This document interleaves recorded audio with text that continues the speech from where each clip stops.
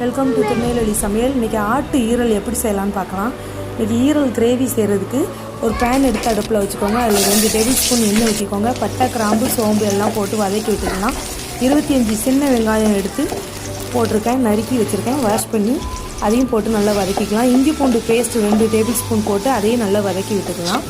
நல்ல பொன்னிறமாக வதங்கினதும் இன்றைக்கி ஒரு தக்காளி எடுத்து நறுக்கி வச்சுருக்கேன். அந்த ஒரு தக்காளி எடுத்து இதில் போட்டுக்கலாம். நறுக்கின தக்காளி பழத்தையும் போட்டு அதை நல்லா வதக்கி விட்டுக்கலாம். நல்லா அடி பிடிக்காத அளவுக்கு நல்லா மிக்ஸ் பண்ணி விட்டுக்கோங்க. இப்போ வாஷ் பண்ணி எடுத்து வச்சுருக்க ஈரல் எடுத்து போட்டுக்கலாம். போட்டு இதையும் நல்லா மிக்ஸ் பண்ணி விட்டுக்கலாம். இது வேகிறதுக்காண்டி 2 டம்ளர் தண்ணி ஊற்றி மூடி வச்சுருங்க. நல்ல ஒரு 20 மினிட்ஸ் அப்படியே மூடி வச்சு நல்ல ஈரலை வேக விட்டுடலாம்.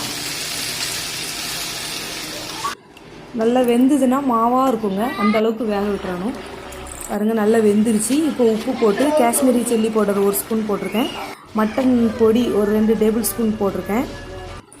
நல்லா மிக்ஸ் பண்ணி விட்டுட்டு மூடி வச்சிடலாம். இங்கே பாருங்கள், கறி நல்லா வெந்து வந்துருச்சு. ஈரல் நல்லா கட்டியாகி வந்துருச்சு. தண்ணிலாம் வற்றி வந்துருச்சு பாருங்கள்.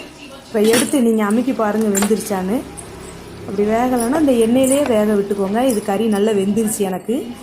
பாருங்கள், சூப்பராக ரெடி ஆயிடுச்சு. இதே மாதிரி நீங்களும் செஞ்சு பாருங்கள். திருநெல்வேலி சமையலுக்கு லைக் பண்ணுங்கள், ஷேர் பண்ணுங்கள், சப்ஸ்கிரைப் பண்ணுங்கள். உங்கள் ரிலேட்டிவ்க்கு இதை ஷேர் பண்ணுங்கள். சூப்பராக இருக்குது. தேங்க்யூ.